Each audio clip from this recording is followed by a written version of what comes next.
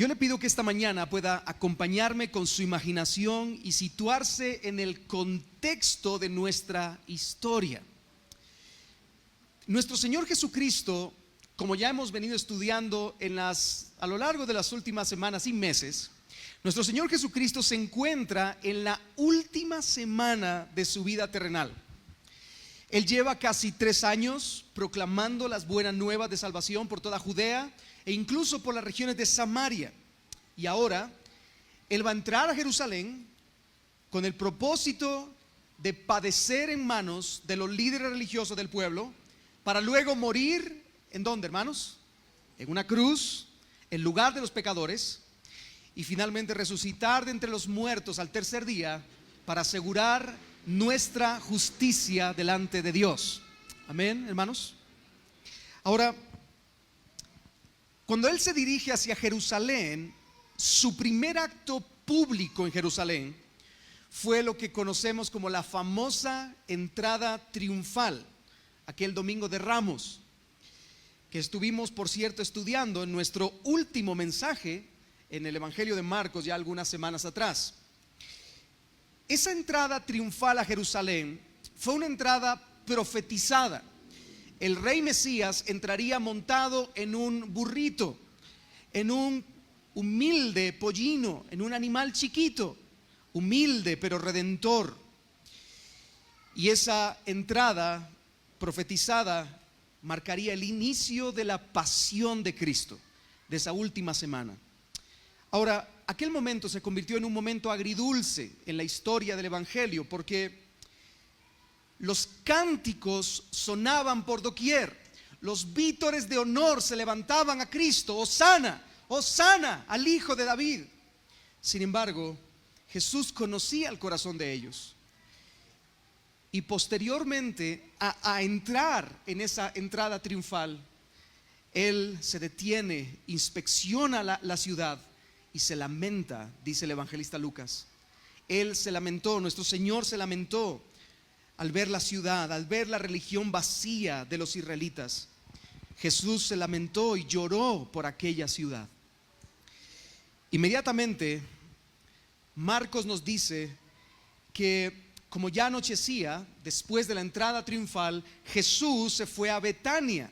Allí en Betania estaban sus amigos, Lázaro, María y Marta, y Él se quedó en la casa de ellos a pasar la noche en aquel lugar junto a sus discípulos. Ahora, hermano, yo me pregunto, y le animo otra vez a usar su imaginación por un momento. Yo me pregunto, ¿qué pensamientos pasaron por la mente de nuestro Señor aquella noche? Cuando todo había quedado en silencio, cuando el bullicio de las personas había acabado, cuando Él había lamentado por la ciudad, ¿qué tuvo que venir a su mente cuando todo quedó en silencio? Bueno, realmente no lo sabemos muy bien. No podemos meternos a esa parte de la historia, no lo sabemos. Aunque podríamos arriesgarnos a decir, de acuerdo al contexto de nuestro texto, que en su corazón había un profundo lamento, un profundo lamento. Un lamento que terminaría con una sentencia definitiva tan solo un par de días después. Y eso nos lleva entonces a la primera escena en nuestro relato del día de hoy, que he titulado simplemente una maldición inesperada. Una maldición inesperada. Cuando amaneció el día lunes, el domingo, Jesús entró triunfante, volvió aquella noche a Betania, pasó la noche allí. Al amanecer del día lunes, nuestro Señor sale de Betania y camina en dirección a Jerusalén. ¿Nadie se ha perdido en este momento, hermanos? Vamos bien, ¿verdad? En el camino sucede una cosa un tanto extraña, incluso inesperada. Dice el texto, como ya leímos, que nuestro Señor Jesucristo tuvo hambre. Y observó que a la distancia había una higuera frondosa, dice Marcos, llena de hojas, aunque no era tiempo de higos. Pero Jesús, al verla frondosa, se acerca para buscar algún higo dentro de la higuera. Sin embargo, el texto nos dice también que Jesús no encontró nada de fruto. Imagínense una higuera grande, frondosa, casi como la que tenemos ahí en la imagen, llena de hojas, pero no hay fruto, no encuentra fruto. Y entonces Jesucristo, el Dios hombre que hemos visto en tantas ocasiones tener compasión y misericordia una y otra y otra y otra vez de múltiples personas, de pronto proclama una maldición contra la higuera. Nunca, jamás nadie coma fruto de ti. Imagínense usted ese momento. Inesperado, ¿no? Inesperado. Prácticamente lo que Jesús le dijo a la higuera es: te condeno permanentemente y para siempre a la esterilidad. Siempre tú serás estéril. ¿Me sigue, hermano, hasta aquí? Ahora, yo quiero que usted piense en esto, porque esta es la primera vez en toda la historia de los evangelios que Jesús utiliza su poder para arruinar y no para sanar. Si usted contempla todas y cada una de las historias en los evangelios, siempre Jesús usó su poder para bendecir, para sanar, para curar, para salvar, pero nunca para maldecir, nunca para arruinar. Esto es totalmente inesperado.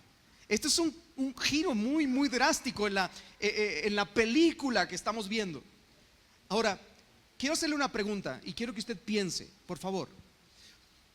¿Acaso no era Jesús el Dios encarnado, todopoderoso, que algún tiempo atrás, en 2 ocasiones, había multiplicado panes y peces? ¿Seguía siendo Jesús el mismo? ¿Sí o no? Bien. ¿Acaso no podía Jesús haber dicho a la higuera: que broten higos de ti ahora? ¿Podía haber hecho eso, hermanos? Entonces, ¿por qué la maldijo? ¿Por qué maldijo a la higuera con esta maldición: jamás, nunca, nadie coma fruto de ti?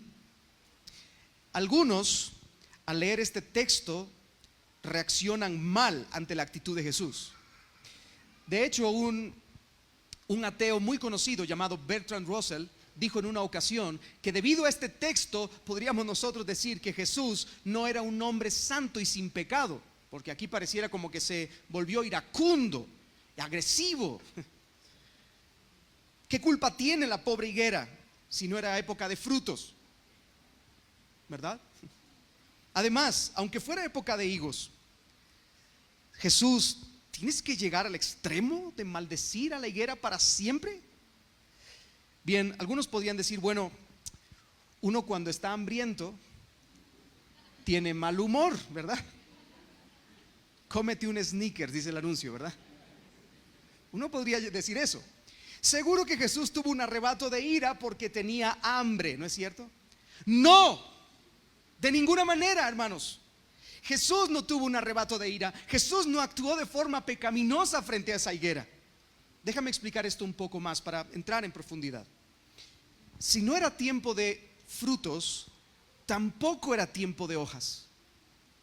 Repito esto: si no era tiempo de frutos, tampoco era tiempo de hojas. Y si la higuera estaba llena de hojas, era de esperar que tuviese algo de fruto, cuando menos aquellos pequeños renuevos comestibles que se producen al inicio de la época o de la temporada.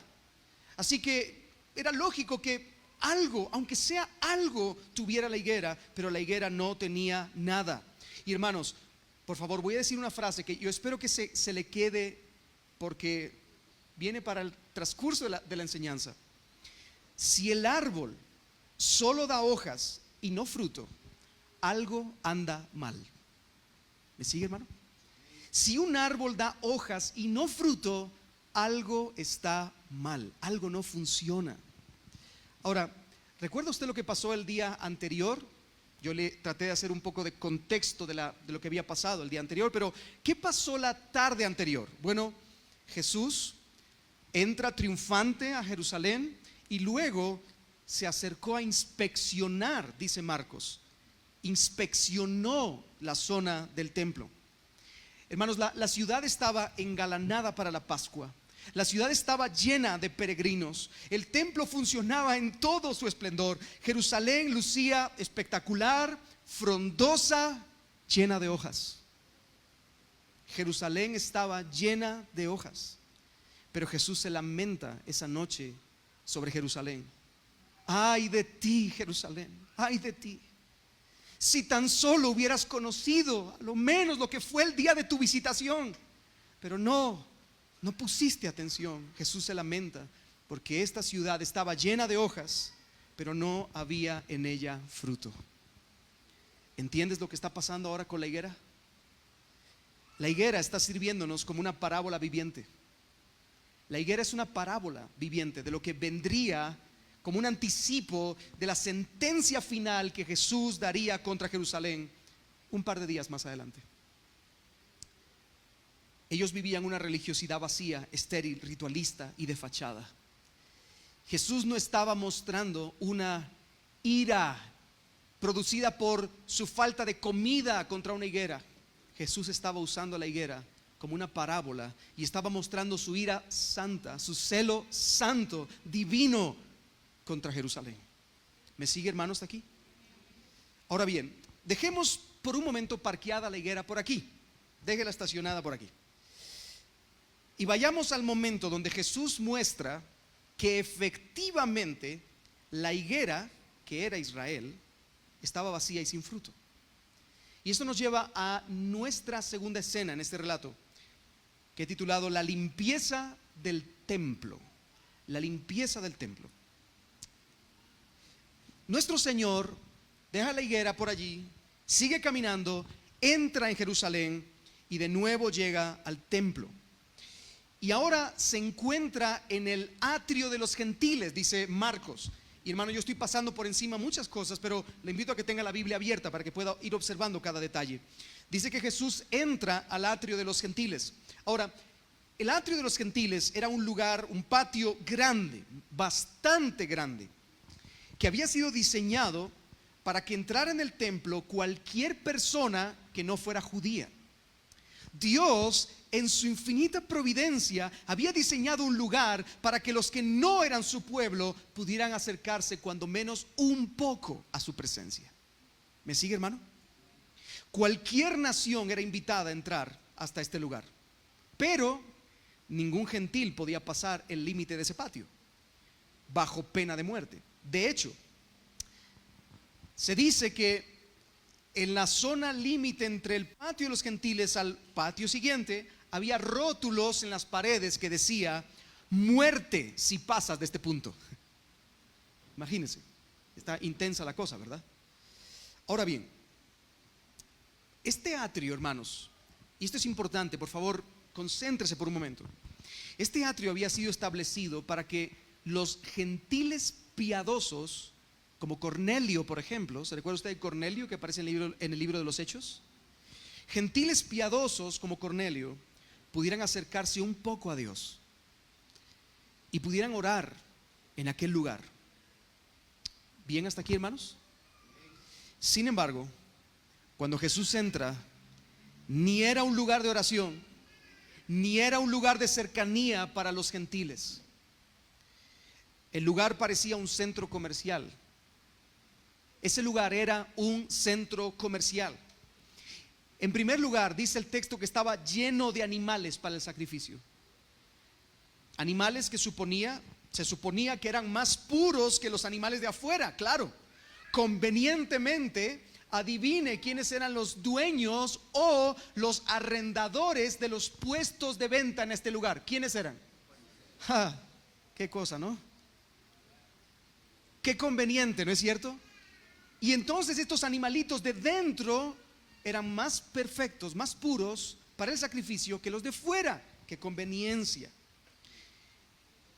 El historiador Flavio Josefo nos dice que en la Pascua, en las Pascuas, ahí en el tiempo de Jesús, bien podría haber, escuche este dato, cerca de 250,000 animales en venta. ¿Qué le parece? Interesante, ¿no? Qué exageración, hermanos. Y todo eso era puro negocio, ventas. Ahora, por si eso fuera poco, dentro del templo, de este atrio, había una segunda cosa que llamaba mucho la atención. Habían mesas de cambistas, mesas de cambio. Estas mesas de cambio tenían dos funciones. Una, cambiar tu dinero que traías tú quizá de otra ciudad lejana, pero que era un dinero pagano, sacrílego, que no podía tocar el templo, y te lo intercambiaban para dos cosas: para el impuesto anual del templo, y dos, para la misma compra de los animales dentro del templo. ¿Qué le parece? Ahora, también y convenientemente, estos cambistas te cobraban comisiones exageradas por el cambio de moneda, y casi parecía una extorsión, porque a veces llegaban hasta a duplicar o a triplicar el valor del cambio. Y por cierto, algo más: los sacerdotes recibían una gran tajada de todo esto. ¿Me sigue, hermano? El templo parece un mercado, una plaza de abastos, gritos por doquier, animales, no sé cómo se llaman los sonidos animales, bramaban, gritaban, hacían ruido, pero no era un atrio de oración.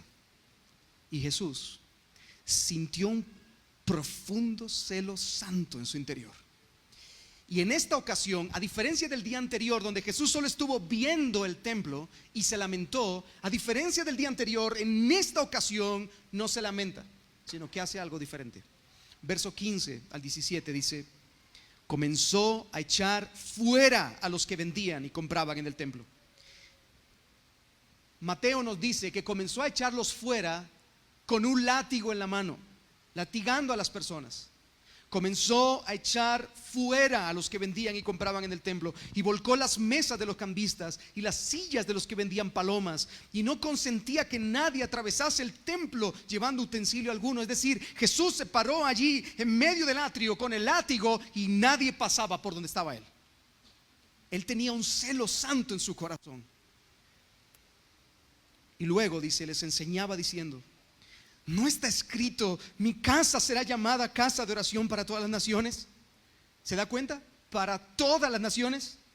Dios había hecho una invitación para que gentiles vinieran también, no solo judíos, y tuvieran un ritualismo muerto, sino que también los gentiles pudieran acercarse cuando menos un poco a la presencia del Señor. Mas vosotros la habéis convertido en una cueva de ladrones. Hermanos, Jesús no llegó aquel día al templo en calidad de turista. Él no llegó como turisteando, conociendo un poquito, a ver cómo estaba el templo. El templo es la casa de su Padre, y los religiosos han convertido la casa de su Padre en un mercado. Él no llegó como un turista, porque él llegó como el dueño a poner orden. ¿Me sigue, hermano? Para los judíos, para los sacerdotes en el templo, Dios no es importante en la escena. Dios era solamente una excusa para hacer negocio. Oye, hermano, y eso es una realidad tan grande el día de hoy en medio nuestro, ¿no es cierto? Hoy Dios es solamente una excusa para hacer negocio en muchos lugares. Hermanos, en aquel lugar la gloria de Dios y su presencia no les importaba nada a estos ladrones.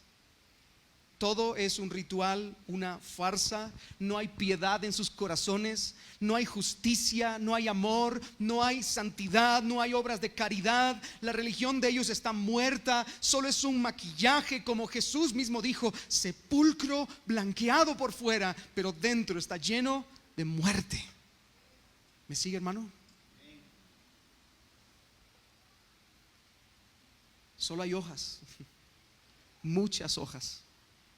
Aquella higuera que era Jerusalén, el templo de Dios, el lugar de su presencia, el lugar donde Dios había decidido unirse con su pueblo, aquel lugar tenía muchas hojas, pero solo hojas. No hay nada de fruto. ¿Me sigue, hermano? Aquel era un lugar de oración para las naciones, pero ellos lo han hecho un mercado. Están usando el templo, dice Cristo. Note este texto, dice: vosotros la habéis convertido en una cueva de ladrones. una cueva de ladrones. Ellos están usando el templo como una cueva para esconderse. En las afueras de Israel, de camino a Jericó, habían cuevas donde los ladrones se escondían para preparar sus fechorías. Incluso en las noches, en el paso en ese camino, muchos eran asaltados, como la famosa historia que nos contó Cristo, ¿no?, del buen samaritano, donde ladrones asaltaron a ese hombre.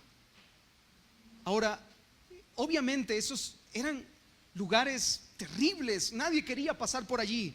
Y Jesús condena al templo y le dice: vosotros habéis hecho de este lugar una cueva de ladrones, un lugar para el hurto, un lugar para el pecado, un lugar para la falta de piedad, para llevar a cabo sus planes egoístas.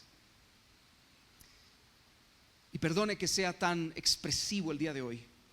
Quiero tratar de ser intenso con esto.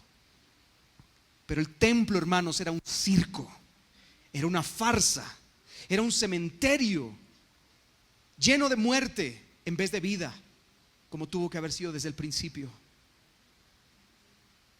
Y cuando Jesús expone la religiosidad muerta de ellos, hermano, escuche esto: Dios estaba profundamente agradado con lo que Cristo estaba haciendo, porque Él estaba poniendo orden donde siempre tuvo que haber orden.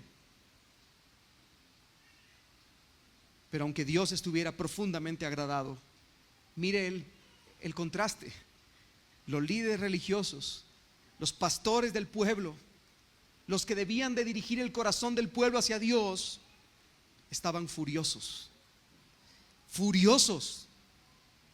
Y allí mismo, escuche esto, allí mismo, en el lugar de la presencia de Dios, estaban buscando una forma para asesinar al Mesías de Dios. En medio del templo de Dios, los líderes religiosos del pueblo de Dios estaban buscando la forma de asesinar al Mesías de Dios. Versículo 18: y lo oyeron los escribas y los principales sacerdotes, y buscaron cómo matarle, porque le tenían miedo. Escuche, hermano, esto: por cuanto todo el pueblo estaba admirado de su doctrina. Ahora, ¿te das cuenta lo que está diciendo el texto, hermano? A ellos no les importaba Dios o su gloria, no les importaba la grandeza y la hermosura y la majestad del Señor, no les importaba su santidad. No, ¿qué importa que Dios sea santo? A ellos lo que les importaba era perder a sus adeptos. ¿Se da cuenta el texto? Dice: y lo oyeron los escribas y los principales sacerdotes, y buscaban cómo matarle, no porque Jesús estaba siendo una persona no santa, o porque Jesús estaba deshonrando la gloria de Dios, sino porque le tenían miedo, porque el pueblo, en vez de estar con ellos, estaban con él. ¿Me sigue, hermano? Y hermanos, si ellos perdían adeptos, iban a dejar de recibir dinero de ellos. Y eso les daba miedo, porque el pueblo estaba admirado de él y ellos querían seguir con su negocio. ¿Me sigue, hermano? Ahora, Marcos nos dice, y continuamos con el texto, que al atardecer Jesús salió de Jerusalén y volvió a Betania. Y quiero hacer un paréntesis aquí, muy importante. El templo era un mercado. El templo era un circo, un cementerio lleno de muerte, de religiosidad vacía, estéril y muerta. Sin embargo, ellos creían que la gloria de Dios estaba en aquel lugar. Pero hermanos, mire qué interesante. Aquella noche, la gloria de Dios no estaba en Jerusalén. La gloria de Dios durmió en Betania. La gloria de Dios se fue a dormir a Betania, a la casa de sus amigos Marta, María y Lázaro. El pueblo no reconocía que el verdadero templo era Cristo, que la gloria de Israel era Cristo. El pueblo no lo reconocía, los sacerdotes no lo querían reconocer, porque eso no les venía bien a ellos. Pero hermanos, es importante que nosotros sí lo reconozcamos. Cristo debe ser la gloria de nuestras vidas. Sin Cristo, todo lo que nosotros tenemos es una religión muerta, vacía, sin sentido, sin propósito. Cristo es lo importante, Cristo es lo valioso. Si Cristo está, No necesitamos nada más. Pero si Cristo no está, hermanos, entonces no hay nada. No sirve de nada. Esta reunión sería un desastre si Cristo no estuviera en medio nuestro. Cristo es la gloria de Dios habitando en medio nuestro. ¿Y cómo? Bueno, a través de su iglesia. Hoy habita a través de su iglesia. Templos no hechos de manos, sino un templo formado por ladrillos, piedras vivientes, que hoy conformamos su iglesia. Y Él en medio nuestro, siendo Él nuestra cabeza. Ahora, a la mañana siguiente, avanzamos en nuestro relato. Jesús y sus discípulos vuelven a Jerusalén. Y en el camino, Pedro se queda sorprendido. ¿Por qué? ¿Cuál es la sorpresa de Pedro, hermanos? ¿Qué pasa? La higuera está ¿cómo? ¿Qué fue lo que dijo Jesús? Maldita seas, nunca nadie jamás coma de ti. Levanta una maldición contra la higuera. Y ya sabemos que es una parábola viviente. Y lo veremos un poco más adelante incluso. Pero sabemos que es una parábola viviente de lo que pasaría con Israel. Y efectivamente, ¿qué fue lo que pasó? La higuera estaba seca. Ahora, lo que yo creo que pasa a continuación es que Jesús aprovecha este incidente de la higuera seca para recordarle a sus discípulos algunas lecciones importantes acerca de la oración. Y de verdad yo quisiera dedicar muchísimo tiempo y esmero en estas lecciones. Sin embargo, pues por la manera en la que hemos trazado este mensaje, simplemente quiero recordarles las lecciones que Jesús muestra. La primera lección que Jesús les recuerda, hermanos, es que la oración debe ser con fe. La oración debe ser con fe, dice el verso 22 al verso 24.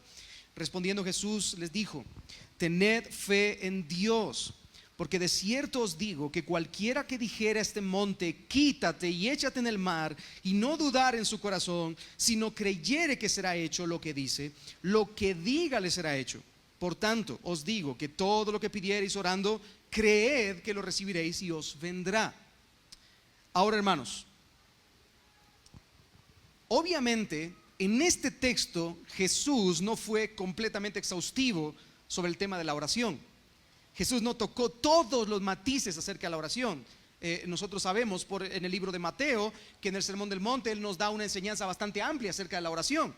Así que básicamente aquí lo que hace es simplemente recordarles un par de lecciones a sus discípulos sobre la oración. Sabemos que la oración debe apelar siempre a la misericordia divina. Amén, hermanos.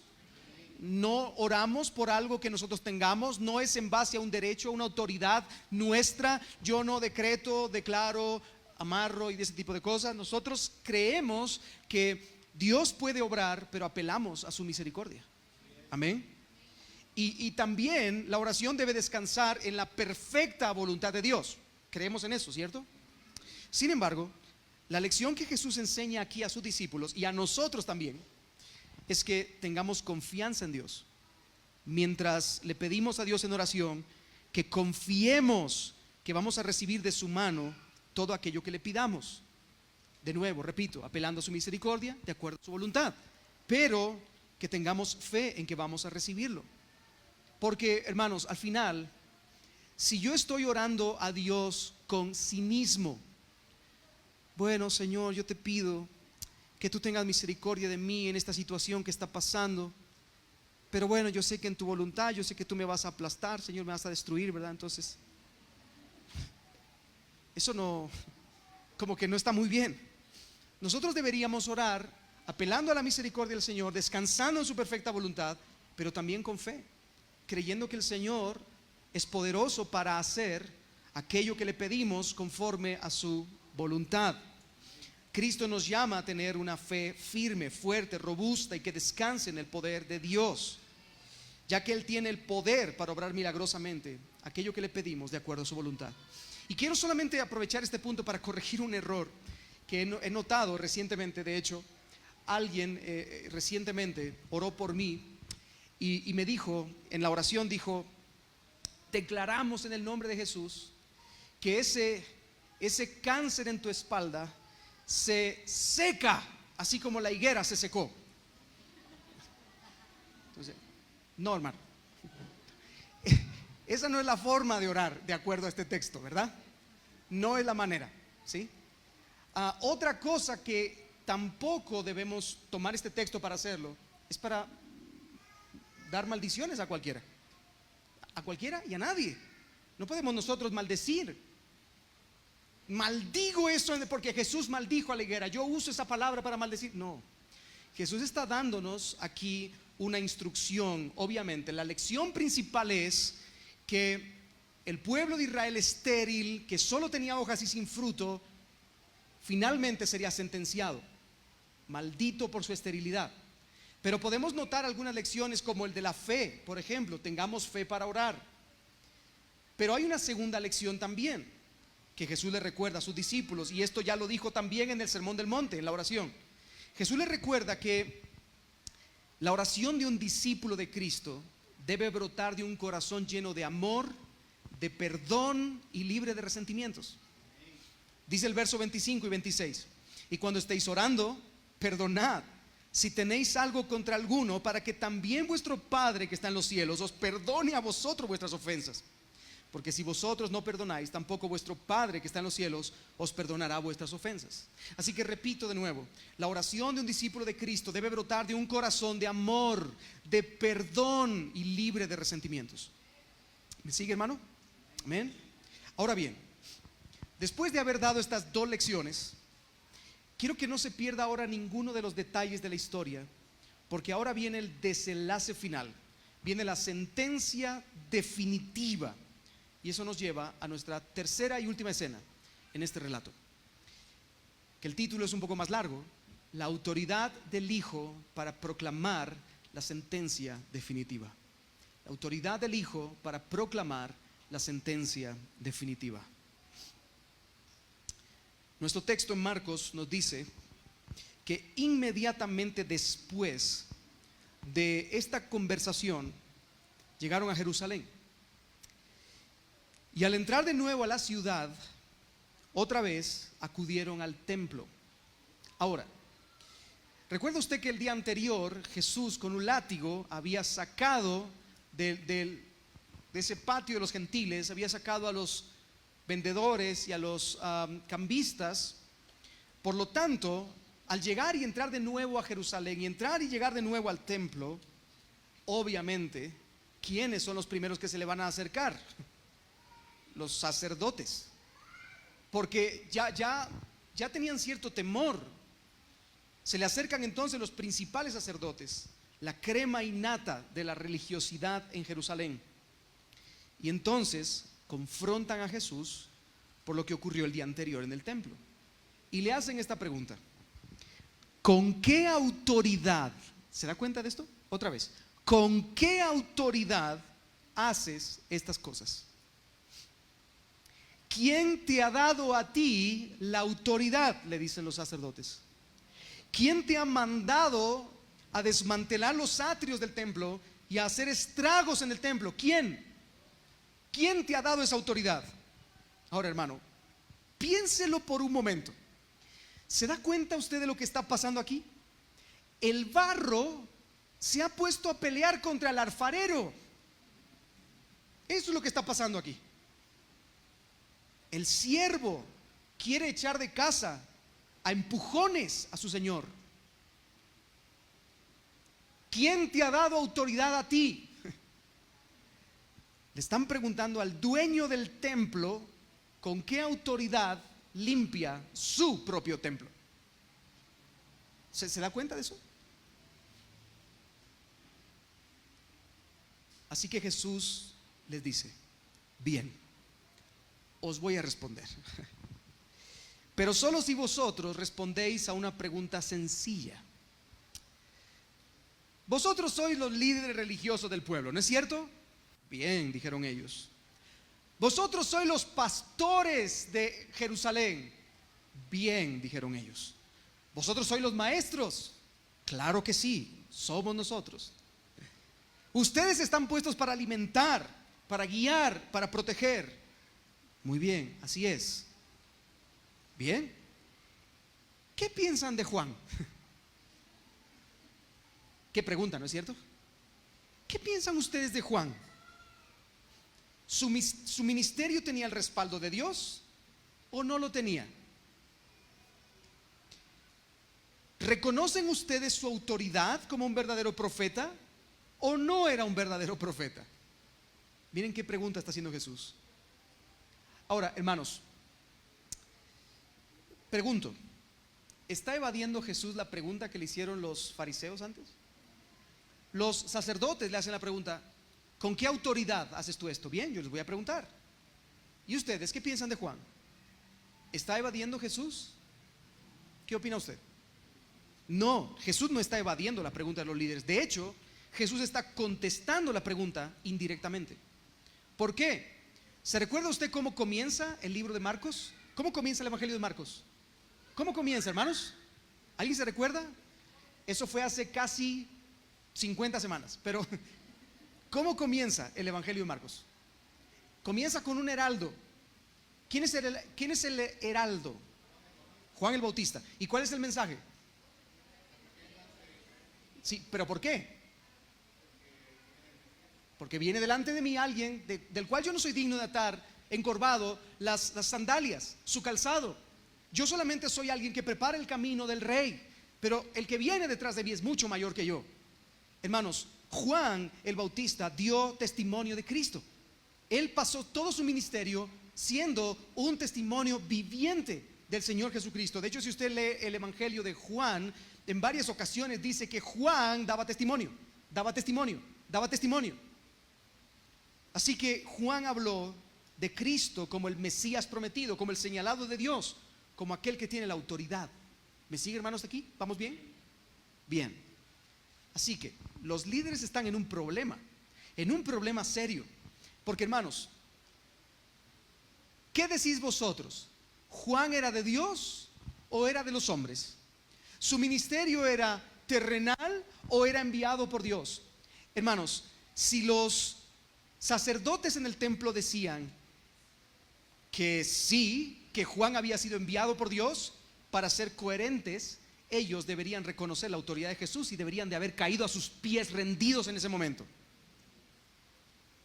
Pero si dicen que no, ponen en peligro su reputación, sus puestos y su dinero. Porque el pueblo creía que Juan el Bautista era un profeta de Dios. Así que incluso el mismo pueblo se podría volver en contra de los sacerdotes y apedrearlos por desechar a un verdadero profeta. Así que ellos responden. Qué manera más conveniente de responder, ¿verdad? I don't know. No lo sé. No lo sabemos. No sabemos muy bien si era o no era. No nos vamos a mojar en este asunto. La realidad es que les importaba muy poco si Juan era de Dios o si no lo era. Les importaba muy poco si Juan era el precursor del Mesías y Cristo era el verdadero Mesías. Les importaba muy poco.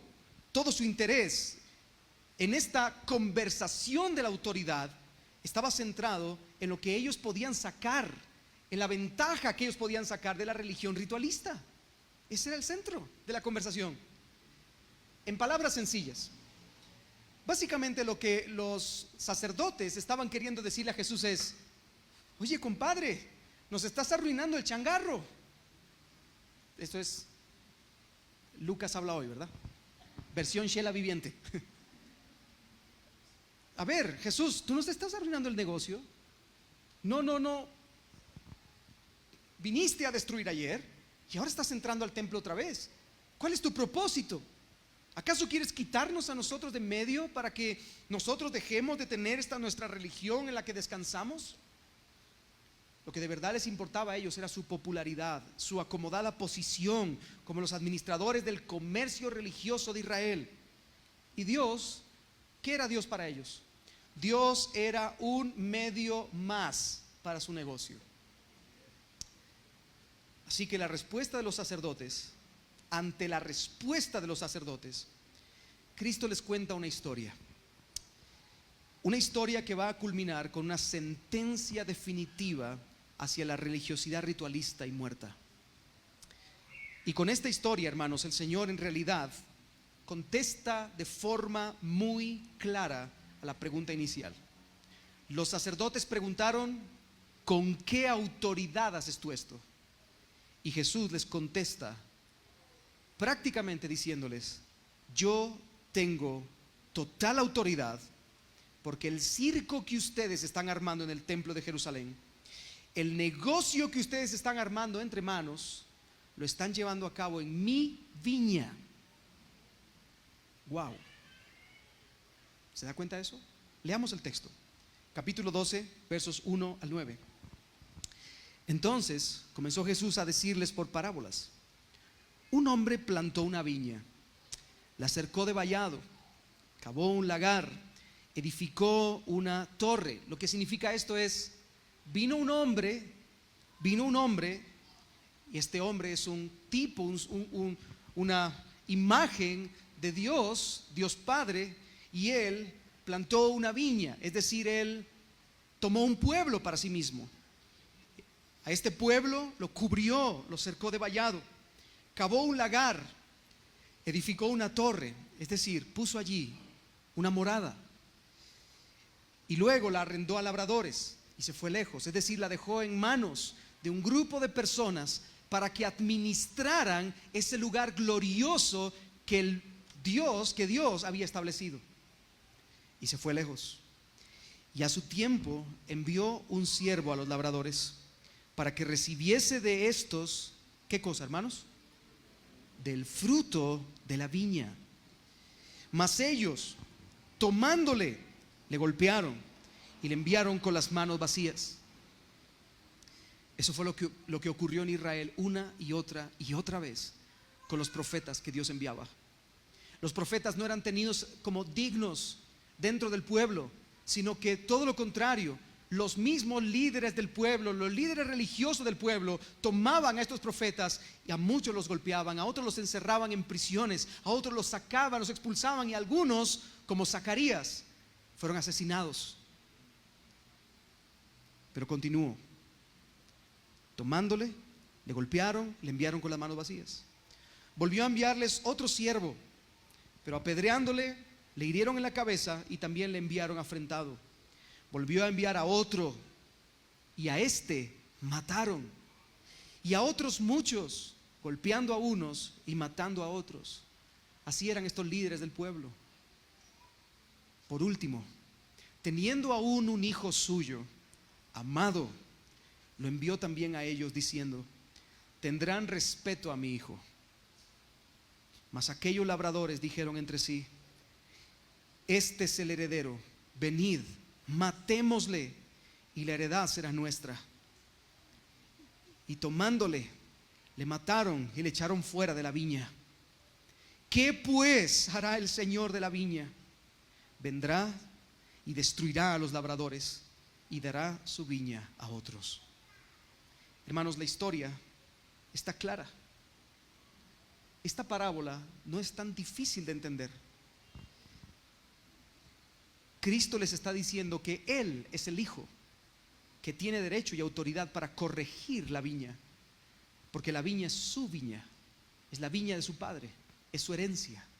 ¿Me sigue, hermano? ¿Vamos bien hasta aquí? Él es el heredero, todo le pertenece. Jesús está diciendo: yo he venido a poner orden en el templo porque el templo es mío. Ustedes son unos labradores malvados, son sirvientes que no han sabido cuál es su lugar, pero ahora yo he venido como el Señor de la viña. Ahora, Jesús no solo responde a la pregunta, sino que les dice algo más. Les dice que Él sabe que quieren matarlo. ¿Se recuerda lo que pasó el día anterior cuando Él expulsó a todos del templo? ¿Qué es lo que maquinaron ellos en el mismo templo? Matémosle, démosle muerte. Y Jesús lo sabía. Jesús conocía el corazón de ellos. Él sabía que quieren matarlo y que están a punto de cometer el asesinato más obsceno que toda la historia haya contemplado. Pero ahora, mira bien, hermano.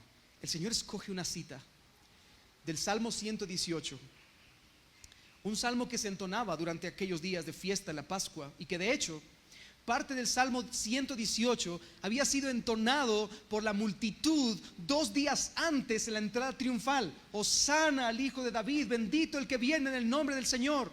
oh Rey, sálvanos. Eso era el Salmo 118. Pero ahora Jesús toma el Salmo 118 y lo vuelve otra vez a leer, a decir, a citar delante de ellos. Versos 10 y 11. La piedra que desecharon los edificadores ha venido a ser cabeza del ángulo. El Señor ha hecho esto y es cosa maravillosa a nuestros ojos. Jesús les está diciendo: ustedes son los constructores y se han acercado a mí como inspectores. Y después de la inspección, ustedes han concluido que yo como piedra no sirvo. Y entonces debo ser desechado. Así como el hijo, me sacarán fuera de la viña y me van a matar. La piedra la tomarán y la echarán fuera. Me descartarán y seré descartado. Me arrojarán fuera de la ciudad como un ladrillo inservible, dice Cristo. Pero esa piedra lanzada al valle de los escombros será recogida por Dios al tercer día y será colocada para siempre como la pieza clave de todo el edificio, como la piedra fundamental del ángulo. Hermano, contempla esta verdad. Ya no más religiosidad ritualista y muerta. Ahora, una verdadera comunión con Dios, edificada sobre la piedra principal del ángulo, que es Cristo. Y si hay alguien en este lugar que todavía no está firme, parado sobre esa piedra, déjame decirte, la profecía que Daniel le dijo a Nabucodonosor, y una piedra sería cortada con una mano sobrenatural, y esa piedra caería y derribaría todos los reinos, y luego a esa piedra se reunirían todas las naciones. La piedra fundamental del ángulo es Cristo mismo. Si tú no te has refugiado por la fe en Cristo, ¿qué estás esperando? Hoy es día de salvación, mañana quizá no sea día de salvación para ti. Ven a Cristo, aférrate a Cristo, porque Cristo es la piedra fundamental del ángulo. Ahora bien, hay algo más que Jesús dice, que Marcos no lo narra, pero Mateo sí lo complementa. Mateo capítulo 21, verso 43. Nuestro Señor Jesucristo termina esta parábola de la viña diciéndole estas palabras. Pero escucha bien: por tanto os digo que el reino de Dios será quitado de vosotros, nunca jamás vuelva a comer nadie de ti, y será dado a gente que produzca los frutos de él. Lo que está diciendo es: maldita higuera, por cuanto no había fruto en ti, ahora la gloria de Dios será puesta en otros que sí produzcan frutos. ¿Me sigue, hermano? Hermanos, esta es la lección que Jesús quería enseñar con el juicio de la higuera. Y por eso es que hemos tenido que llegar hasta este punto en nuestra historia hoy. Israel, que era la higuera de Dios, era estéril. A pesar del trato especial que Dios había tenido con ellos, a pesar de todo lo que Dios había obrado con ellos, eran solo hojas sin fruto. Y hermanos, Dios estaba esperando fruto de su pueblo. Dios no solo quería hojas, Él quería fruto. Por eso la gloria sería quitada definitivamente del templo y de esa nación geopolítica. Y ahora Israel, que estaba muerta, seguiría muerta, sin la presencia de Dios en medio de ellos. ¿Me sigue, hermano, hasta aquí? ¿Vamos bien? El judaísmo, hermanos, iba a quedar como una cáscara vacía, porque Dios ya no iba a morar en medio de ellos. Pero, en contraste, en pocas semanas, la iglesia, el pueblo escogido de Dios, iba a ser bautizado con el Espíritu Santo en el día de Pentecostés. Y se iba a convertir así en el templo de Dios en este mundo. Linaje escogido, real sacerdocio, nación santa, pueblo adquirido por Dios. Eso seríamos llamados por todas las generaciones y para siempre. No un ritualismo, no una religión vacía, muerta, estéril, sino una religión donde Cristo es el centro, la piedra angular, y nosotros estableciéndonos sobre ese fundamento y creciendo como el templo viviente, nosotros en comunión con el Señor para siempre. Hermanos, Hermano, déjame cerrar con este mensaje. Cristo condenó rotunda y definitivamente la religiosidad ritualista, vacía y muerta que no tenía fruto. Fue una sentencia final. Pero, ¿y qué con nosotros hoy? ¿Cómo se aplica esto a mí?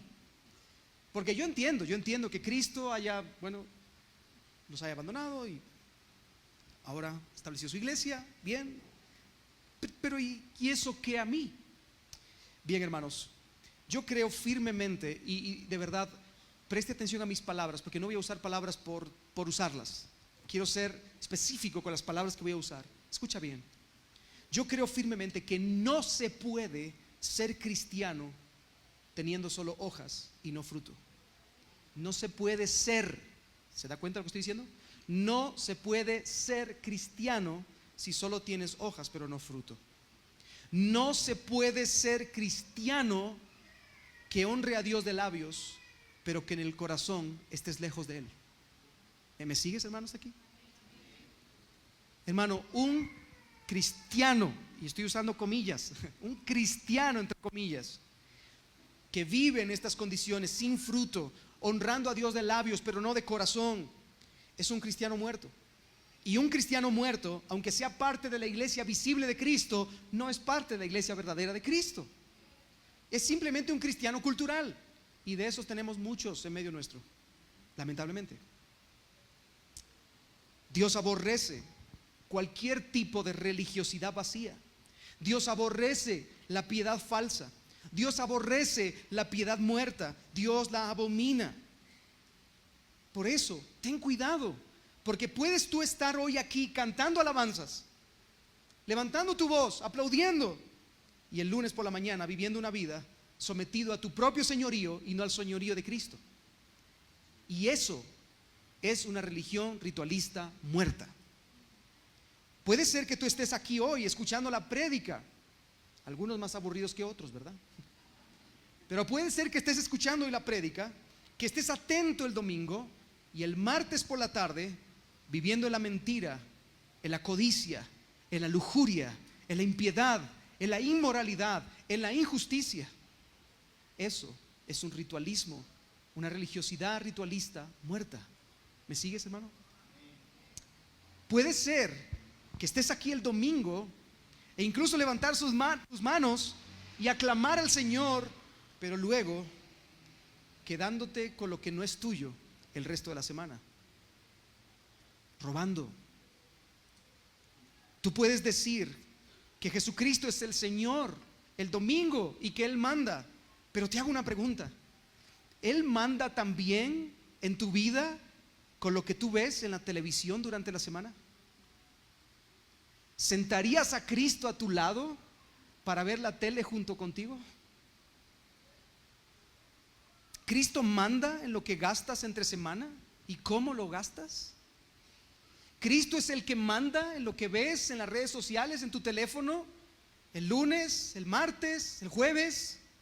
¿Cristo es el que manda? ¿O solamente vienes aquí para levantar un culto falso delante del Señor? Óyeme bien, y de verdad quiero exponerte ante esta realidad hoy, porque puedes estarte engañando a ti mismo viviendo en una religiosidad ritualista, pero tarde o temprano el Señor emitirá sentencia. Tarde o temprano el Señor emitirá sentencia. Cristo mismo lo dijo en el Sermón del Monte: muchos me dirán en aquel día, Señor, Señor, en tu nombre profetizamos, en tu nombre hicimos milagros, en tu nombre echamos fuera demonios. Básicamente en tu nombre tuvimos rituales cristianos que suenan bien. Pero yo les diré: apartaos de mí. ¿Pero por qué, Señor? ¿Por qué nos apartas de ti? Porque nunca te conocí. ¿Te das cuenta de eso?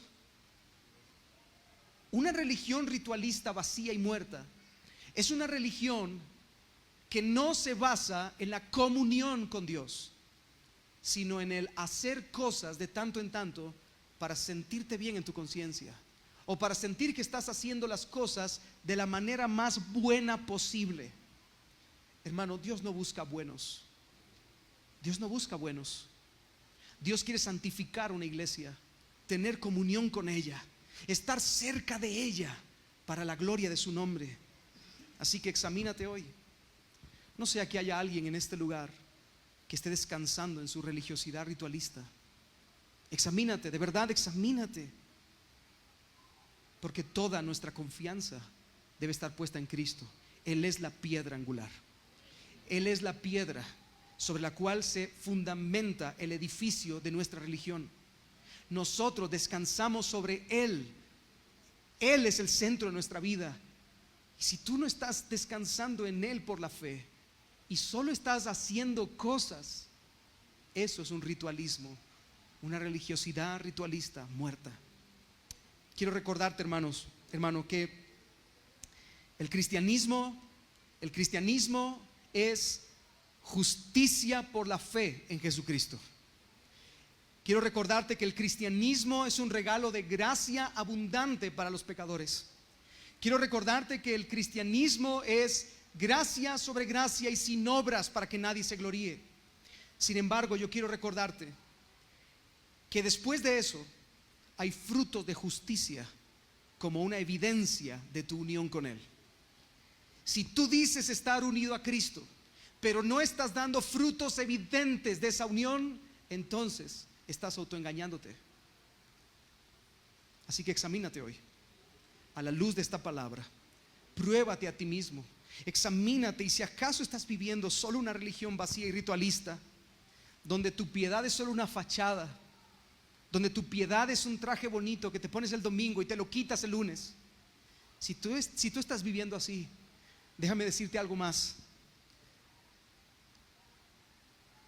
Aunque Jesús el martes emitió una sentencia definitiva contra la religiosidad ritualista muerta, el viernes fue llevado delante de sus captores y fue horriblemente asesinado en una cruz, cargando nuestros pecados, los tuyos y los míos, para que toda nuestra vida pueda descansar en Él, para que tengamos salvación y vida verdadera, la vida eterna. Él nos da gracia sobre gracia. Así que ven a Él, arrepiéntete y sométete a Cristo como tu Señor. Pide de su gracia, ruega por su Espíritu obrando poderosamente en ti. El Señor sentenció definitivamente al pueblo de Israel por esa religiosidad muerta y sin fruto. Cristo maldijo a la higuera. Quiere el Señor no encontrar eso también en esta iglesia. Quiere el Señor no encontrar esto cuando vuelva en esta iglesia. Pidámosle, hermanos, hoy al Señor: Señor, danos frutos que tú puedas degustar.